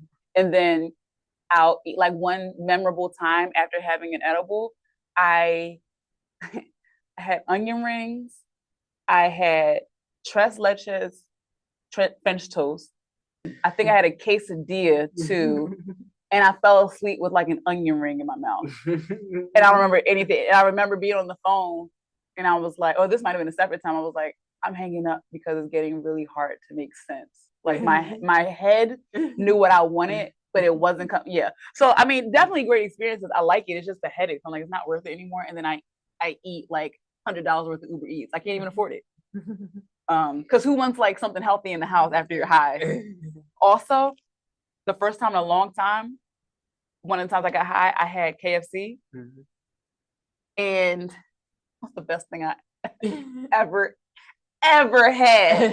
Then I had it again after, and I was like, they made it different this time. And I was like, no, you were high. Like it was just, I was like, no, this lemonade is different. No, like taste it. Taste it. It's different. Because the last time I had it, like my eyes rolled back. They were like, that is weed. So yeah. So now I can't have it because I'm gonna go looking for that same taste again and it won't be there. It was like, it tasted magical. Like, have you ever had anything like hot? Oh my God. You wait too much long. Oh, okay, cool. If you wasn't like smoke all the time, it wouldn't be as magical. Well, I don't want to take the magic away. No, it won't be a magical. That first high, you never could catch it. It's like, you know, it's like any other drug. That first high, you would never be able to chase it. Oh, that's why they say don't do crack. Yeah, you would never be able to chase it. Like that high you get from the first time smoking weed. So if you wait 6 months or a year and you smoke weed again, yeah, you just that high is gonna be like the first time. Okay. That's the only time you ever gonna get the first time again. Okay. Wait a long period of time. Yeah. Well, that's easy for me. Yeah. Like if you smoke every single day, you gotta have a good strand. So 9 out of 10 you'll be paying like $50 for an eighth. Speaking of strands, I went to Vegas like in 2019 for a bachelorette, and actually the same person I was talking about who I tried it with her and her husband. We went to the dispensary, obviously, and I got gummies, but one of her family members was like, oh, do you want to, because it was a vape pen, and said, oh, do you want to try this? I was like, okay, fine. Now, any of the weed I've ever had, it gets me like hyped up. I'm laughing, barely know how to speak. Like it's a great time. Then I go to sleep. There's something I know that, and I was told that there's different strands. Like there's indica and sativa, right? And one of them like completely mellows you out. Well, for me, mellow means I can't function because I remember I missed half the night. Like once we got back to the hotel room, I slept, and I don't even remember when I woke up. But I was just like, who drugged me? Like what happened? And they were like, damn, like that's what it is. You know, I'm just like, yeah, but what happened? So apparently I had one of those sleepy strands. Sativa. Yeah, I don't like that. And I also remember, which is really funny, I remember walking across, we were on the strip, and I was walking, and one of her younger cousins, I think I just stood there in the middle of the street. And I wasn't gonna get hit. There were still people walking, and she literally, I'm gonna touch you. She literally was like, get your ass over here, you look stupid. And I was just standing there like, it was, I mean, I remember that, and it was actually really funny. Like, it's one of my favorite memories, but I just could not move. She was like, you look stupid. Get over here. She was younger than me and shorter than me. I'm just like, I just had this little girl grabbing me, pulling me across the street because I can't function. So I don't know if I need to even be smoking weed. That's crazy. Yeah, that's that. Okay, how do you feel about people who claim they're from New York City, but are not from New York City? So like they're from Long Island or Westchester or Yonkers. Like how does that grind your gears? I don't like to perpetuate. Like they're from, they do certain things. Yeah. Like I don't know if this person was Chinese or Mexican or something like that. Okay. But they was walking down the street and they was like this. Like they had the headphones on like this, and I'm like, yo, this shit looks crazy. Like, you know, cause like you can tell it's a rap song. That way she moved her hands, and she was a girl too. So it was just like, it's just funny seeing this Asian girl walking down the street like this. Yeah. She wasn't from the city. I don't know where she's from. It just looked weird. It just looked weird for me walking like. So I don't like stuff like that. But like, Long Island is New York, so it's not New York City though. It got it's not the 5 boroughs. You got to live in the 5 boroughs? Yeah. To be from New York City? Well, because that's the city. Long Island is Long Island. It's Long Island. Yeah, it makes sense. Totally different zip. So suburbs looking type, you know? Yeah. I just think it's not fair. Like Banks got drive dudes. Yeah. Yeah. It's not, if you're not from there, it's like me claiming I'm from, I don't know, like it's just it's fraudulent. Like it's not. Now I can totally understand if somebody says, where you from? You say Philly? Oh yeah. I mean, I am from Philly, but like if somebody says, where you from? And you know that your town isn't well known and you say, oh, it's close to New York City or it's close to Philly, that's totally fine. Like, because it gives people perspective. But if you say, oh, I'm from Philly, I'm like, oh, okay, well, what school? Like, what high school or what neighborhood? And they're like, oh, I'm from like Bucks County. Like, first of all, No, that's no.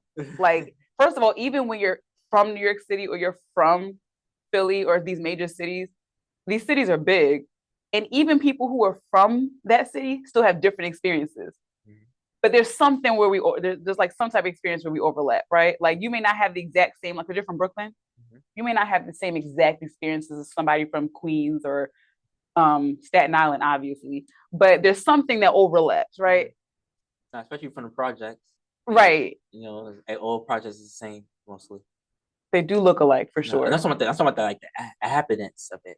Same stuff that happened in one project. Okay. Okay. So you have that similarity. A project in Long Island, if they even have them out there, like how disrespectful would that be like, yeah, I'm from New York City projects. Like, oh, okay, well, like where? Which one? Well, it's in Long Island. That would make me want to fight, and I'm not even from New York. Yeah, it's different because there's a project right 34th Street. I think it's behind that post office. Okay. 34th Street. And it's a project there. But in that building, it's mostly like Asian people, Caucasian people. It's not a lot of black people. So I doubt the crime rate inside there is bad. I doubt the gunshot. I doubt they even hear gunshots over there. You know, it's 34th Street, yes. I wouldn't expect. That's one area where I'm not expecting to hear that. I know it's possible. But yeah, no, I just find it really awkward. And like I said, fraudulent. I'm just like, just say you're from where you're from. Like, it's totally fine. Like, everybody's home is valuable in some way. I mean, maybe not me, but to you, it should matter, you know? Like, kind of like when people say they're like, when we were talking about last podcast, where it's just like, oh, I'm mixed. And it's just like, you mean your great grandmother was mixed? Why can't you just say you're black? Like, it's not like, just say it. Just say what it is. Why are we over here lying and trying to make it seem like something else? So that's that. Speaking of New York City, I saw someone ask this question on social media recently, and I have my answer. But what is the worst New York City train? Or the line, like the colors? I say the A&D line. A&D? Yeah. Okay. Why A&D? Like delays? That's blue and orange. Yeah. Now the homeless people crazy on there. You know, and the 4 train, you probably won't see that until you get to like 125th on the east side. Like that's 125th is definitely wild. That look crazy, but like I don't really see like I get on a Utica and I see homeless people sleep on the train. I don't see that. But the A train, yes, no matter what time of day or night, you're gonna see a homeless person stretch out, knocked out on the train. Okay. Or you're gonna see somebody on the train yelling or something like that. It's like every single time. It's just a lot of like this stupidness that goes on the train now. You know, you got people getting stabbed every other day. Like the emergency brake keep getting pulled for some reason. It's like every day I'm on a train, one of these trains, the emergency brake get pulled, and now I gotta get off the train and find another way to get where I'm going. Knock on wood, I've never had that happen to me with the emergency brake. Now I've had people break into the speaker and say stupid stuff, but then of course the train has to stop because they have to go find who it is, and obviously that makes you late for wherever you were on your way to. What else? Yeah, I mean, of course, homeless people here and there, but I will stay on my train. I don't really see a ton of homeless people. It might depend on the time of day. 6 train. My least favorite train line is the blue one, A, C, and E. Yeah. Oh my God. I totally agree with you with the A train, but also the delays. Like, I will purposely get on the C train because by the time the A train has all their delays, I'm often arriving before the freaking A train on the C train. That is crazy to me.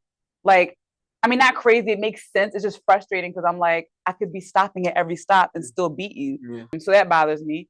I've definitely gotten on more trains than I would like. A and C, where it smelled like pee and feces is wild. Or just general, funk. So that's not cool. And like I said, I'm stuck on this nasty behind train in between stations. I can't even do anything. And then on top of that, like, you always stop when you don't have a signal. So I'm sitting on the train looking stupid. Like, I can't text. I can't be on Instagram. And then that's when I remember crap, you haven't downloaded any movies from Netflix lately, so I just have to sit there. I mean, I can listen to music, but when you're stuck like that, I'm like, I need something to really occupy myself. I play games on my phone. Oh, see, there you go. Like solitaire. And you don't need internet to do that. Okay. If I play solitaire, I would just do that. Yeah. I don't even know how to play that. How you ever play solitaire? I don't know. I don't know. It was, remember in the PCs when we were kids, and then I never knew how to play. I would just click cards. I played pinball though. That was my shit. Right. How about spades? You know how to play spades? I don't. You know how to play spades? No, there's many occasions I've lost my black card. Me not knowing how to play spades is a time. Me not liking the Friday movies is another time. We can go down the list. I mean, I feel perfectly black, but I've been told that I'm not invited to things. When we get big enough to have company with streets and stuff like that. I'm playing spades. Yeah, we can play. I want to teach you how to play spades. I don't know. See, here's the thing. I don't even feel comfortable learning spades because y'all get aggressive and it'd be real. Y'all be it's like dominoes, just slamming stuff, and I'd be like, I don't know. Your partner will get mad. Yes. Yeah. Now I play Uno. There's partners in spades. Yes. Get the. I did not know that. Yes, spades. I do Uno. Uno is my.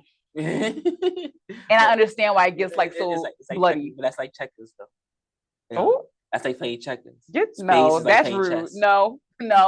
Uno is a real intense, legit. That's goldfish. No, oh, you insult me. No. See, I honestly think that you should. I think your audience will disagree too. Like Uno is serious. That's checkers. You're a very negative individual. You know that. You just took Uno from me. No. Uno is like it's like chess checkers. It depends on who you're playing with, right? And which deck you have, right? So you haven't played it right because it gets really violent. Reverses and fuck. Yes. When you on your last card and then somebody does a draw for it, but more than one, tell me that'll make you want to wring somebody's neck. You weren't raised right. You weren't. It's okay. It's okay. No, it is okay. No, spades is like chess. You grew up in the suburb? No, I actually didn't. I did not. I grew up in Philly. No, and I don't even know if anybody in my family plays spades. I gotta ask. Now I'm curious. Like, who knows how to play spades and never taught me? Oh, man. That's crazy. No family events at all. No, we just weren't playing spades. Nobody's playing spades at the family. No. Oh man, it's crazy. We were eating ribs and burgers, and they were drinking. I was a kid, but they were drinking. Whatever. I'm judging you. I'm not judging you. Well, I'm judging you because you don't think that Uno is a legit game in life. It's not, but. Let's move on. Should DNA tests be given at birth and made mandatory? What do you think about that? Okay, I'm gonna say this. I don't see a problem with it, but I'm also acknowledging that I may not be seeing all the sides to why it could be a problem. But like, I don't have an issue with it if it's mandatory, because it's not like it's a trust thing. Like if it's mandatory, then it's not like, oh my God, how dare you think that? But I don't see anything wrong with that. Do you? No, I don't see nothing wrong with it. I think it actually should be implemented. It should be put into law. But I imagine, because every situation is different, I imagine there's a reason why that wouldn't be the best. I just don't know what it is. There's gonna be a lot of people that's not the father. You're not the father. Yeah, it could be that. Yeah, but also sometimes people lie about that for certain reasons. You know what I mean? Like, I don't know. It's one of those situations where because I haven't been in it, I can't see all the sides of it. But yeah, I personally wouldn't have a problem with it because I'm just like, whatever. It's not that deep for me. But you don't want kids though, so. I mean, to be fair, I don't know that I don't. I just know that I don't. Yeah, but so as in like I'm acknowledging that I am. I mean, I guess young is. It depends on what your opinion of young is, but I mean, like, I have a good 10 years that I can still have kids. So that being said, and with today's technology, I might have 15, 20. I think Cameron Diaz is 50 and she just had a kid. So I'm like, I could be 50. Either way, that being said, I I could change my mind. Yeah. It's just right now, if I were to be Right. pregnant today, I'd be like, absolutely not. Absolutely not. You're the father, that's it? What do you mean? I'm saying like. Oh, I mean, absolutely, I'm not having it. It doesn't matter who the father is, I'm uh, not having it. But no, I mean, even still, like, I don't Yeah. have a reason to lie. Yeah. So, like, whatever. Yeah. But like I seen a video and the guy was asking for a DNA test. The woman is like, "No, you're not getting one. This and that. Yeah. Like you still you asking that, this and that. You know." I can understand why it's hurtful. Yeah, but like he should have his right to want the DNA test. She should be okay, fine. Especially if she know he's the father. There shouldn't be no argument. Dude, you're the father. Take a DNA test. Got my face. Yeah, no, I mean, everybody responds differently. I can see why that's hurtful, for sure. And maybe in the moment you're just like, absolutely not. Like, how dare you? I get that. Especially after everything you go through to have a kid, like you're like, I don't know. I totally understand that. Even I can see why someone would respond that way, even knowing that they're the father.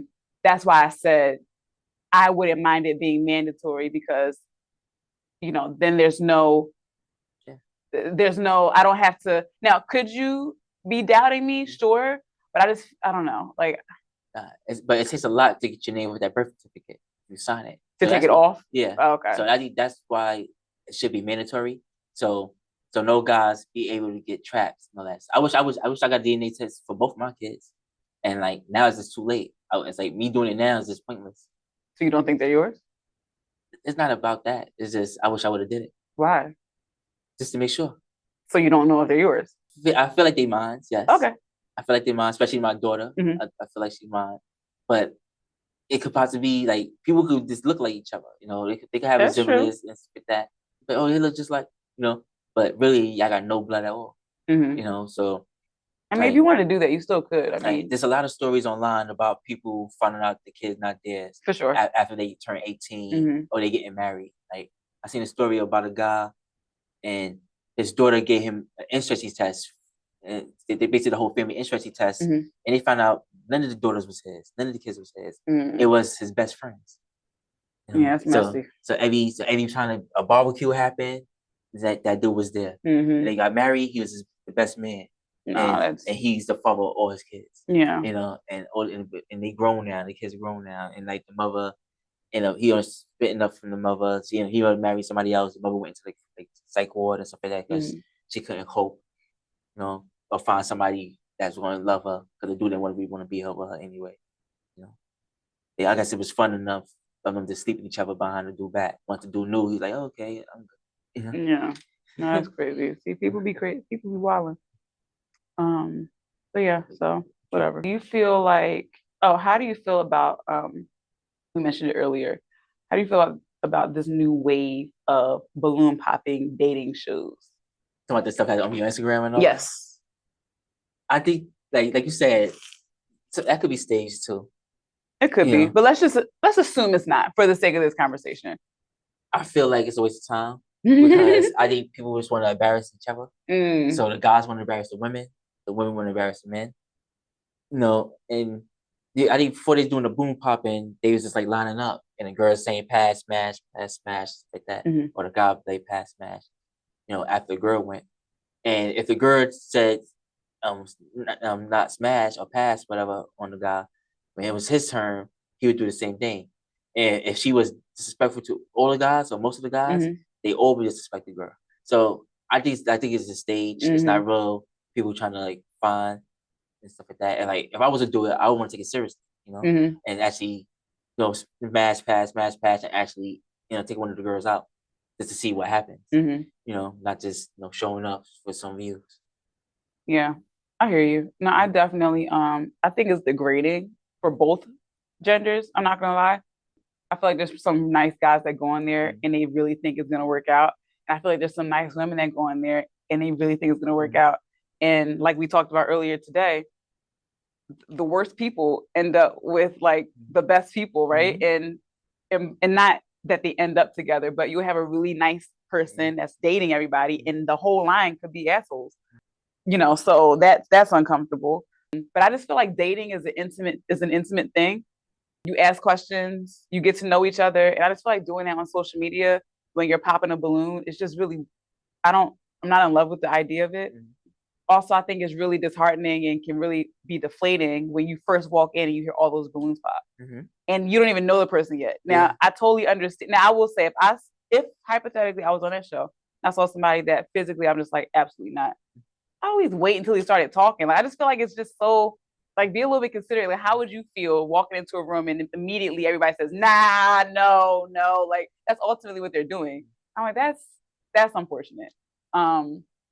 But yeah, I think I agree with you. I feel like it's staged in the sense where people aren't there with the best intentions. Exactly. And the couple people that are outnumbered by the people that are just there to get fame or be rude. Like, there was one girl, I give 2 examples. There was one, have you watched them? I've seen them. Okay. There's one short girl. She popped up in one episode. I remember she had a long ponytail. I want to say she was shorter than me.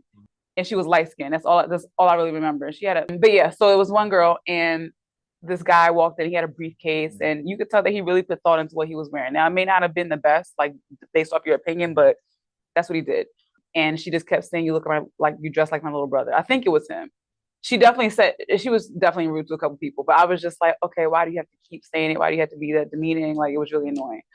And then there's definitely been like the guy that keeps coming on as the doctor, Dr. Elon or something like that. I'm gonna look it up. Yeah, no, he likes to be condescending, and just like one time he told a woman, he asked a woman, do you think you're the prize? And she was like, well, yeah, I think I'm the prize. And then he's like, you're only the prize to someone who you don't want. Which I thought, and he said it. Oh, wow. Well, it makes sense. It doesn't. So here's what I'm gonna say. He made it sound like it was so profound, but think about it. In order to have a relationship where you both love and respect each other, you're both the prize. Like, at the end of the day, there's terrible people out here.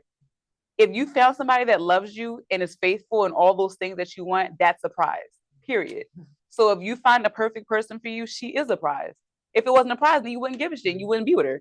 And then if she feels that you are perfect for her, then you're a prize. You're a prize to whoever respects you and values you, not because you don't want them. Relationships don't work when you don't want. That's what he meant. No, he meant. Why are you why? That's my question. Why are you automatically assuming that he meant that guys that want her and that she don't want, giving her more affection. They like her more. Why? Wait. You cannot put words in people's mouths. That's what he said. Why are you? You don't know this man. Why are you saying that's what he meant? You don't know him. That's what I took from it. That's what you took from it. That's what I took from it. Yeah. Because you're always going to be on the man's side. For sure. No. Totally fine. But yeah, no, either way. He was a jerk for saying it. He was a jerk for saying it. But like, there's a lot of guys that would chase after that girl and she won't give him no time of day. So she's a prize to them. But a guy that don't care about her, don't care about the way she look, don't care about what she have, don't care about the way she act, how he turns her down constantly, she's not the prize to them. And that's what I took from it. Okay. But was he a jerk for saying that? Yes. Yeah. And he at the end of the day, it was irrelevant to say, because you should always think you're a prize. Like, if you have any level of self-esteem, you should think that you're a prize, unless you just are very confident in the fact that you're an asshole. Because some people know that they're terrible people, right? And they're like, yeah, you don't want me. So not talking about those people, but if you are an individual who, like, how do I say this? Everybody should feel that they are some level of a prize, right? You're a human being. Yeah, you're a human being. Like, you are, even with your flaws, you are a prize. So you should be with somebody that feels that you're a prize, and vice versa. So you're both the prize, is what I'm saying. You won in life if you found the right person. So yes, he was a jerk for saying it. It was just a very unnecessary statement, especially when he tries to go through each girl and just like bring them down, cuts them off while they're talking. Like, he's just an asshole. At this point, I think he's like 40 and single. Now, do I think that means anything? In the grand scheme of things, no. But also seeing how he acts, I'm just like, ugh. You see why? I kind of see why. Yeah, like, if you meet somebody that's perfectly normal and you're like, oh, they're single at 40, it's like, stuff happens. He could have been with somebody, he could not have been, but I'm just like, no, you're an ass. And the type of woman you want probably just doesn't want you back. Because he probably wants a really, really intelligent woman who doesn't embarrass him. And women who are of that level are not going to stand for a man who talks to them any kind of way and is condescending. It's just not. So anyway, the whole point is I think that balloon popping thing is just not the best. And to answer your question, I'm a feminist. Right? No, you're not. Yes, I am. I'm a feminist. No, you don't. Yes, I No, you're am. not. Why? What do you think a feminist is? A man that support women. No. And their needs and their rights. No. And so on. And so I'm a feminist. Okay. So you want to Google it? Yeah, Google it. Because it could just be that I just didn't like the way you explained it. I'll acknowledge that. So let's look up the actual definition and see if you align with that definition, or you feel that you align with that definition. The advocate of women's rights on the basis of the equality of the sexes. Okay. So you believe that the way you explain things about women promotes equality. Certain women. I talk about certain women. I talk about. So not all women deserve that. I talk about the women. Well, that's feminism. Yeah. To believe that all women, because they are women, deserve certain rights. You don't get to pick which women. All women deserve rights. Okay. Same rights. Okay. I'm not talking about that. I'm talking about the way my opinion towards women. It's only certain women. It's not all women. I don't think all women is like this. Okay. It's only certain so it just women. only sounds like that's why I said the question earlier. I said the women that promote social media, the ones that people watch and see this woman saying something crazy. Same thing with guys. People, guys watch Andrew Tate and then they get up. Okay, I'm gonna treat women like shit. You know? And is he a podcaster? Yes. You don't know who Andrew Tate is? No. Andrew Tate is the most searched person in the world. Not by me. Okay, so he's an ass. Huh? He's an ass. He's pro men. Put it like that. What even is that? Pro men. He encouraged men to stand up for themselves and not to get bamboozled. Oh, by all the big bad women in the world. The crazy women. Okay. Stuff like that. All right. So it doesn't sound like I need to watch anything he has to say. Okay, got you. So I believe in theory, you think you're a feminist. I don't need the negativity. This is my safe space. I'm gonna show you a video of a woman asking him for sex, and he said, "I can't have sex with you. I only have sex for money and love." And that was funny. That's very funny. Oh my God. That's very funny. Okay, I was waiting for the punch. Because she was begging him, and he was like, "Oh, you had sex, money and love." And she said, "I got money." She said, "I got money." He started laughing. So yes, it was very funny. Okay. I got you. So top G. And see, thinking that is funny and that and being entertained by that individual is not very feminist. Just saying. How? He disrespects women. How you disrespect her? She asked him for sex. He said only has sex. So he doesn't general. So I've never seen him. So in general, he doesn't say disrespectful things about women. He's saying positive things about encourage men. While he's saying that, as he disrespect women, that's for you to decide. How is that for me to decide? You're the feminist. To me, he's not.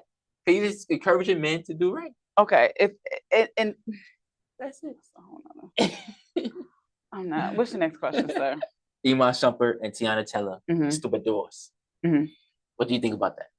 Are you familiar with it?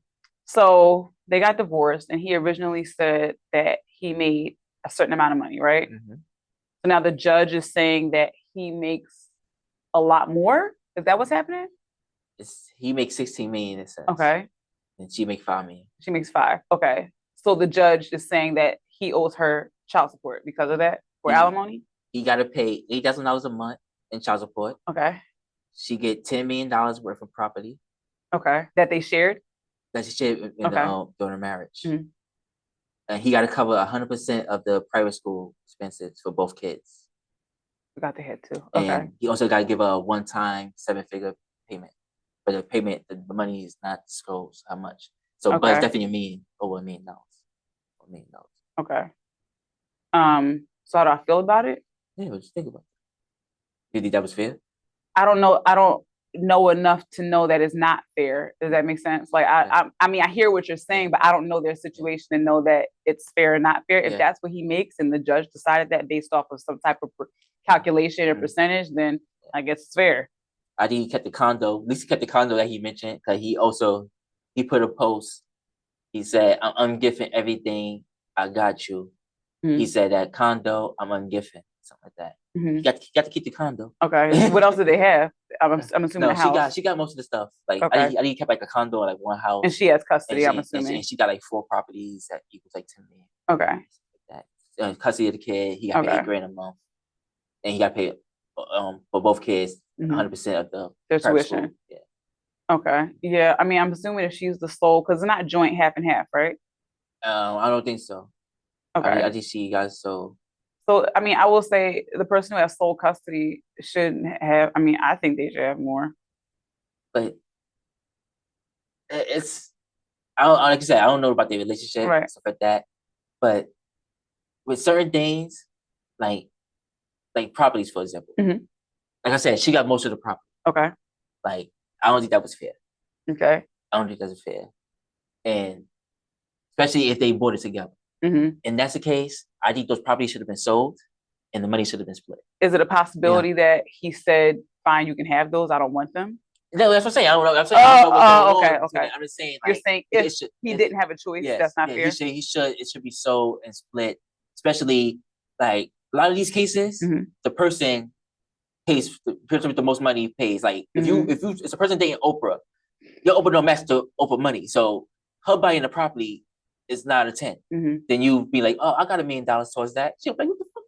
I'm not faced with $1 million. Like this house costs $100 million. Like, yeah, right. You know what I'm saying? Like, right. I'll give you one of the cups in the house.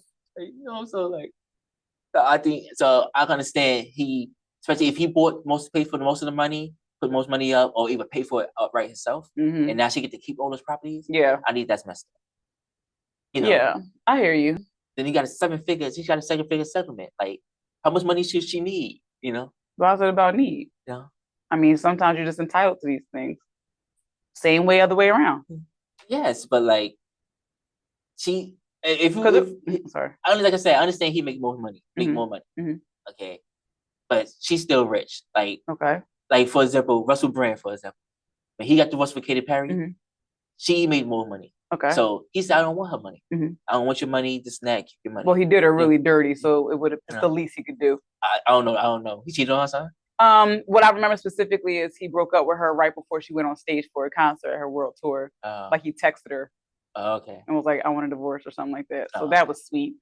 Yeah. But he didn't take her money after they split. Yeah. Split that because he got his own money. I think that should have been. I think that's the case. But like you said in past videos, prenups, agreements, NDAs, these stuff should be figured out beforehand. Yeah.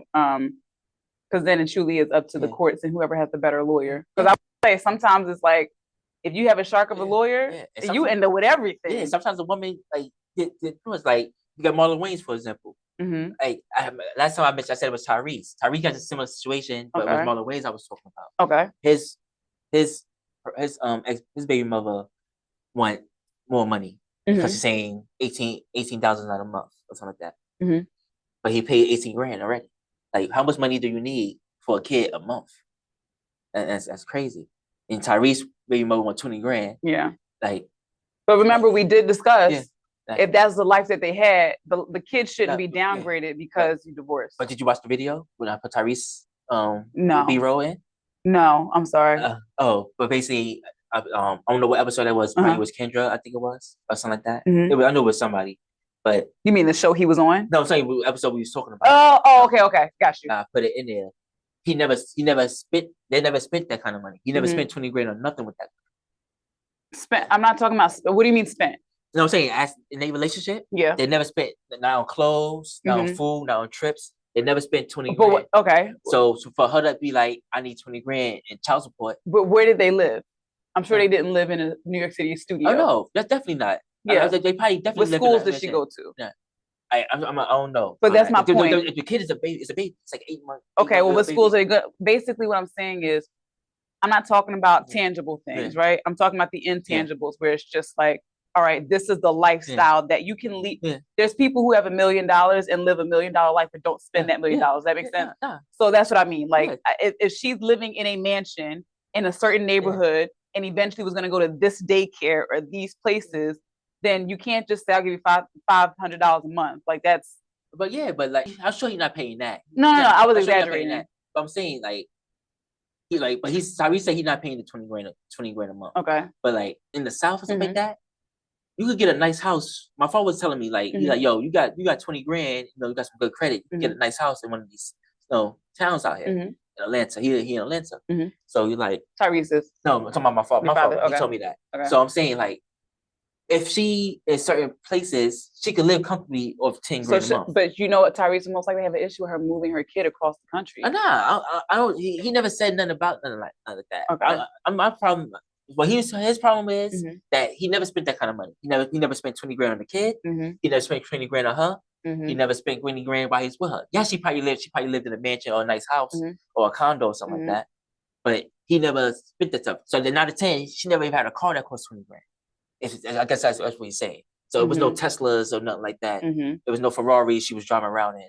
So you never had that luxury lifestyle. Did the judge grant that? No, he said you're not paying it. As in he said, like, I'm not doing because I don't want to, or the judge said he doesn't have to? It didn't go that far. He was on a Joe Budden podcast. Got you. Okay, all right. And that's what I say, I put the clip in there, so I don't know what I probably look for and send it to you. Yeah. No, I have to look. But okay, yeah, no. Real Budden podcast. Okay, yeah, no, I mean, it's, again, all those things are so hard to say because we don't have all the documents, right? We don't have the documents. We don't have, like, people show up with receipts for these things. They show up with the best lawyers. I can't say whether it's fair or not. The only way I could say it's not fair is if the person genuinely didn't have it. Like, if you're asking me for child support for $20,000 a month, that's not fair. Like, I don't even make $20,000 a month. So that's the argument that I could definitively make. But yeah, it's just like I said, like I totally get you. Like that a number for us because we don't lead a life like that sounds crazy. But I'm like, when you're in certain environments, you kind of need. And then on top of that, she has sole custody. She's raising the kid. So. But yeah, but it's not like she's. I gotta cut you off. No, you didn't. Not to cut you off. But it's just the Tiana and Taylor and Tiana Shutter. That's 100% the case. Like she been with this man for a certain amount of years. Their daughter's probably like 8 or something like that. So like you said, they've been in certain schools while they was married and stuff like that. They need to keep that lifestyle up. So I can understand Iman Shutter, but this is a newborn baby. Yeah, like 8 months old. He said something like that. And so an 8-month baby don't need 20 grand a month to be taken care of. It need baby formula. But you also know that. But this isn't just for now. It's for as the kid gets older as well. Yeah, that's what I'm saying. But it's not like this woman is a famous person. Like, and I think in Tyrese's case, I think she got with him and said that she didn't want nothing from him. Like, I don't need nothing from you. I want to leave what I came with, such stuff like that. So like, I'm sure like he's not gonna have that baby in a messed up house or like that. It's gonna be a nice house. She's gonna have her car and stuff like that. But I think it become money grabbing at a certain point. Yeah, I mean, it could 100% be a money grab, but like I said, it always, to me anyway, you get the real answer when the judge, because judges will say that's absurd, no, and they'll say you get this amount, right? Some judges will say that's not enough for this and that, and some people say I think that's fair. That doesn't mean both parties are going to agree. Doesn't mean either party is really going to agree at all. They could both be walking away mad. So I feel like it kind of all comes to a head once you get the final verdict. They got those numbers from somewhere. Like these are women that Tyrese's example and Marlon Wayne's. These are women that we don't even know who they are. So we don't know what they look like unless we Google them or something like that. It's not like they Tiana Taylor. So, and she's famous. You know, everybody knows she is. She only getting 8 grand a month.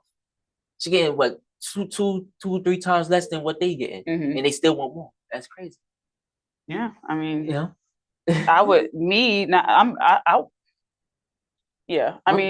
women go through it too. Look at Harry Barry. She paid crazy amount of child support. Her daughter's father, Gabriel, or something like that. Oh, okay. Her I don't know if you remember back in the day. She had a daughter, Nala. No, I know. Yeah, I'm not familiar with the story. Okay, yeah, no, I don't remember all the details, but she definitely paid him a chunk of money. She was paying a lot. She's paying some money. You know, she's not the only female celebrity, right? That goes through that. I think both. I think it's truly like you just repeated that I said. You gotta figure this stuff out in the beginning when everything is amicable. You have to continue to update it. Like, because when people are pissed or hurt or whatever it is, or have people in their ears, whether it be a lawyer or a family member or a friend, it doesn't often come out fair, you know? So I think that we've had enough examples to know you got to figure this out before. I don't care how in love you are. You know, no matter what color you are too, because Britney Spears had to pay Kevin Federline. Like now, but he does have sole custody of those boys, I think. Okay. But she had to pay crazy amount of money for a certain amount of time. Yeah. I think it just ended recently, and I think he went back to DJing or something like that because he had to pay those bills. And now he has to work. Yeah, now you got to work again. No, it's crazy. I mean, I can only imagine how frustrating it is from either end, watching somebody not have to work or do certain things because I pay them. But I'm also, I don't know, I don't necessarily have an opinion on this, but I'll also throw in there, while you were together, did you require this person to work? Yeah. Like, was this person bringing in money? Because, you know, again, if you didn't establish that early on, they're leading the same life that you initially wanted them to have. They don't have to work. That's also why I believe in, I would love to be with someone rich, but I'm going to work. Because you're not going to sit here and tell me what I can and can't do and how I should be doing this because I don't bring any money to the table. You're going to take my $20,000 a year because that's the only job I would have. I ain't going to work hard, you know? But I'm bringing something. So yeah. I'm sure you have your own business. Oh, well, thanks. Right. Thank you for joining us for today's episode of Uncomfortable Truths Podcast. I'm your co-host, Lindsay. The more voice stuff. And we'll see you next time. Thank you.